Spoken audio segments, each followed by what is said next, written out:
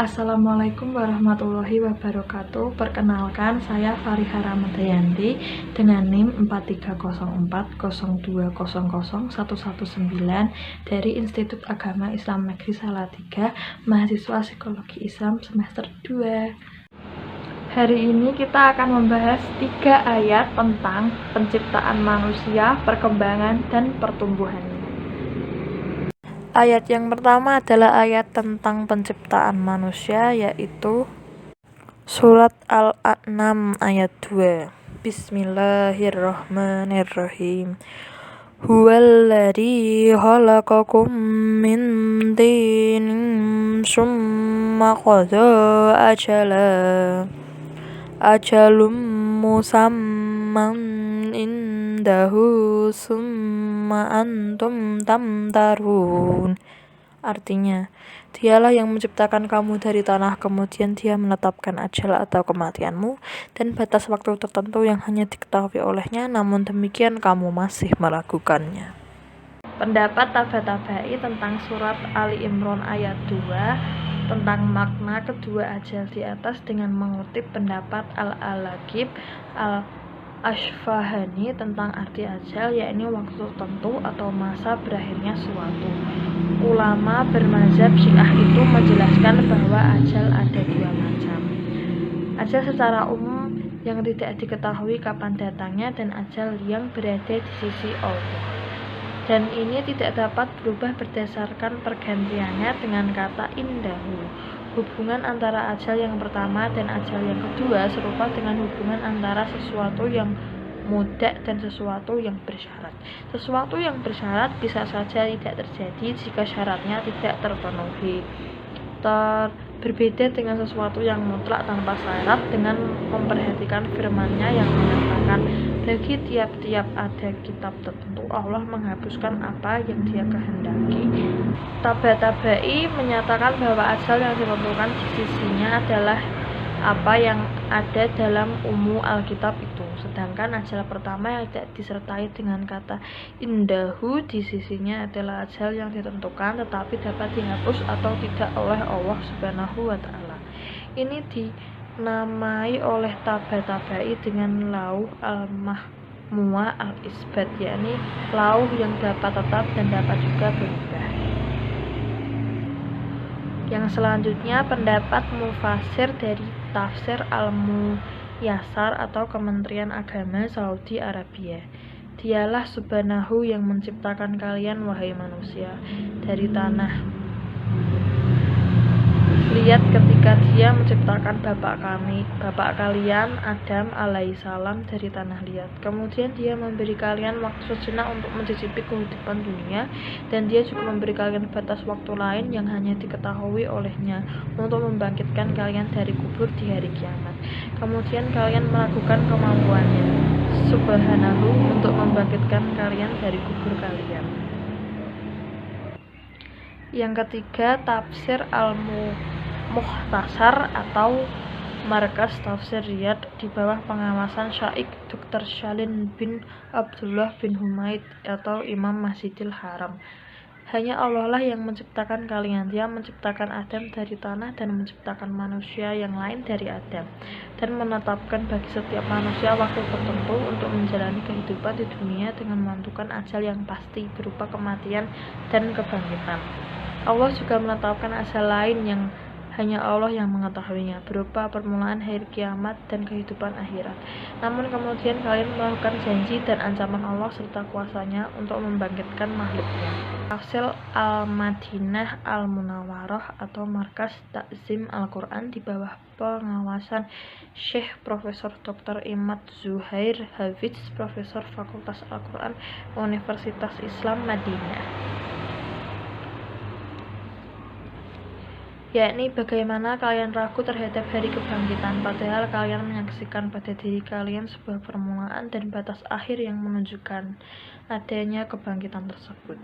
Karena barang siapa yang menciptakan kalian dari tanah dan menjadikan kalian makhluk hidup yang memiliki ilmu dan akal, dan menciptakan bagi kalian panca indera dan anggota tubuh, kemudian Dia mengambilnya dari kalian dan menjadikan kalian mayat-mayat, dan kalian kembali menjadi benda mati seperti sedia kala, maka dia pasti mampu untuk membangkitkan kalian dan mengembalikan tubuh-tubuh kalian seperti sedia kala, kemudian mengembalikan arwah-arwahnya. Yang keempat, tafsir Zubdaud, tafsir min Fadil Qadir atau Syekh Dr. Muhammad Sulaiman Al-Ashkar, Mudaris Tafsir Universitas Islam Madinah. Allah adalah Tuhan yang menciptakan asal kalian, yaitu Adam dari tanah, lalu menakdirkan ajal bagi setiap makhluk, yaitu kematian, dan ada ajal tertentu yaitu hari kiamat yang ada di sisinya hanya diketahui olehnya. Kemudian kalian melakukan tentang kebangkitan dan kuasa Allah atas hal itu, wahai orang-orang musyrik. Yang terakhir, tafsir As-Sa'di dari Syekh Abdurrahman bin Nasir As-Sa'di, pakar tafsir abad 14 Hijriyah, yakni dengan menciptakan zat yang kamu diciptakan daripadanya, yaitu tanah.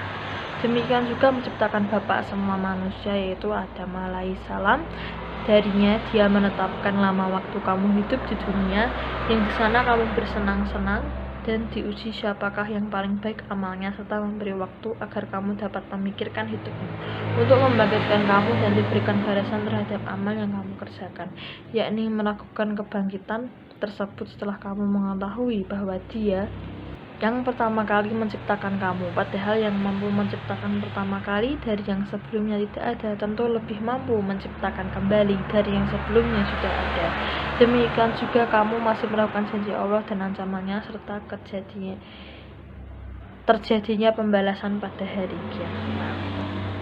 Surat yang kedua, Al-Mu'min ayat 67. Bismillahirrahmanirrahim. Huwalundi khalaqakum min turabin summum min nutfatin summum min alaikatin yukhrijukum tifla summul litablugu asyudunkum summul litakunu syuhukha wa minkum may yutawaffun min qablu walitablugu akhalam musamma wala alunkum ta'qilun. Artinya, dialah yang menciptakan kamu dari tanah, kemudian dari setetes mani, sesudah itu dari segumpal darah, kemudian dilahirkannya kamu sebagai seorang anak. Kemudian kamu dibiarkan hidup supaya kamu sampai kepada masa dewasa, kemudian dibiarkan kamu hidup lagi sampai tua. Di antara kamu ada yang diwafatkan sebelum itu. Kami berbuat demikian supaya kamu sampai kepada ajal yang ditentukan dan supaya kamu memahaminya. Pendapat para mufasir mengenai Quran surat Al-Mu'min ayat 67. Yang pertama, pendapat Jalalain.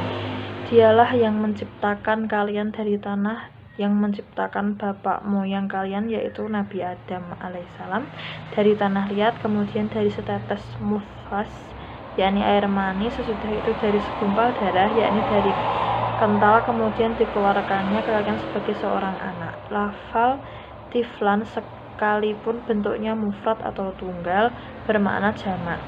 Dibiarkannya kalian hidup supaya kalian sampai kepada masa dewasa. Masa sempurnanya kekuatan kalian sampai yaitu di antara umur 30 sampai dengan 40 tahun. Kemudian dibiarkannya kalian hidup sampai tua, dapat dibaca sebagai syusyukhan atau syisyukhan.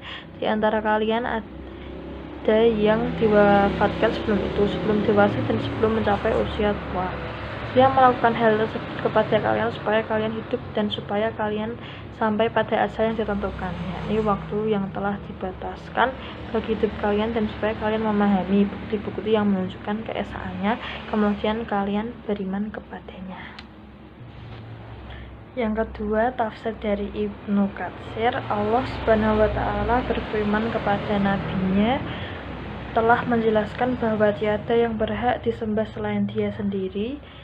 Melalui firman-Nya, Dialah yang menciptakan kamu dari tanah, seperti dalam surat Al-Mu'min ayat 67. Maksudnya, Dialah yang maha menciptakan kamu dari fase-fase tersebut semuanya dengan sendirian, tiada sekutu baginya. Dia pula lah yang mengatur dan menentukan ukuran-ukurannya. Dalam semua itu, di antara kamu adalah yang diwafatkan sebelum itu, yakni sebelum dilahirkan ke alam dunia ini, bahkan gugur sejak masih dalam usia kandungan.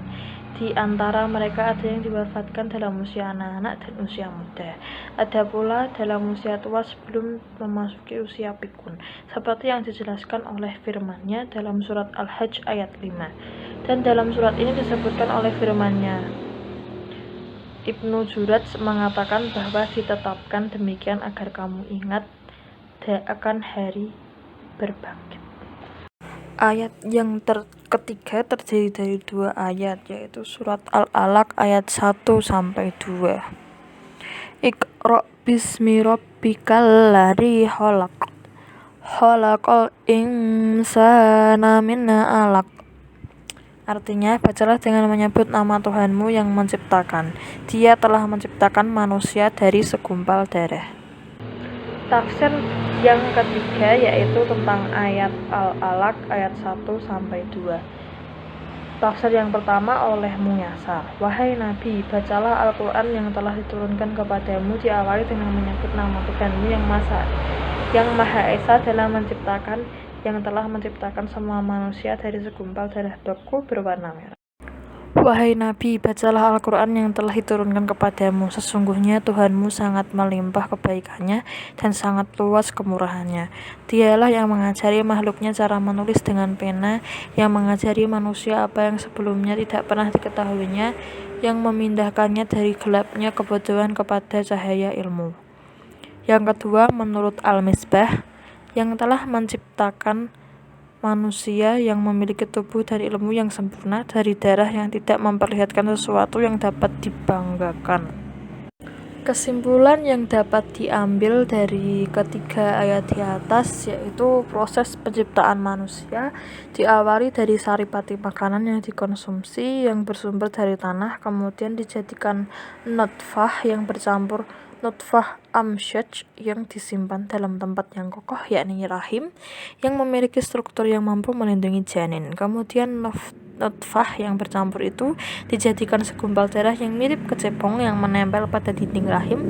Lalu segumpal darah itu dijadikan segumpal daging yang ukurannya kecil, dan segumpal daging itu dijadikan tulang belulang lengkap dengan urat-urat syarafnya.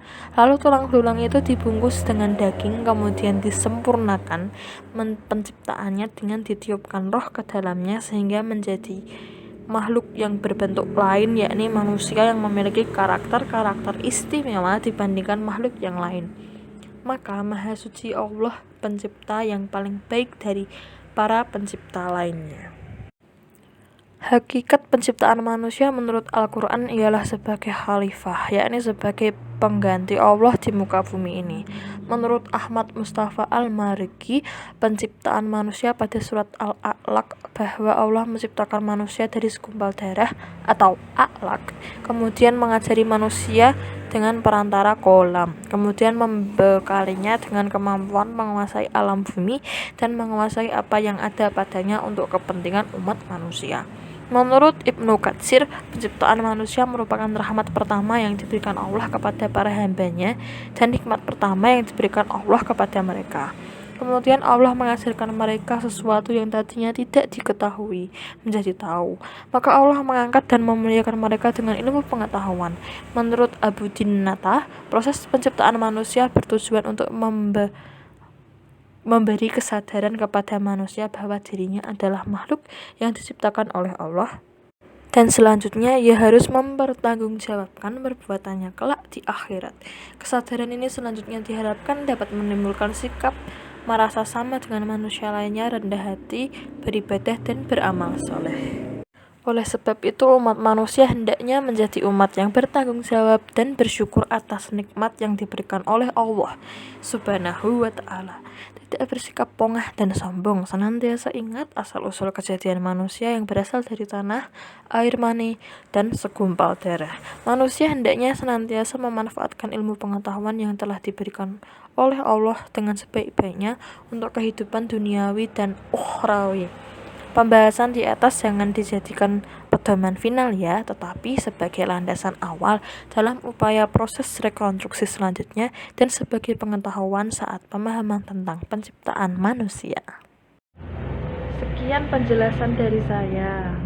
Mohon berikan kritik saran di kolom komentar ya.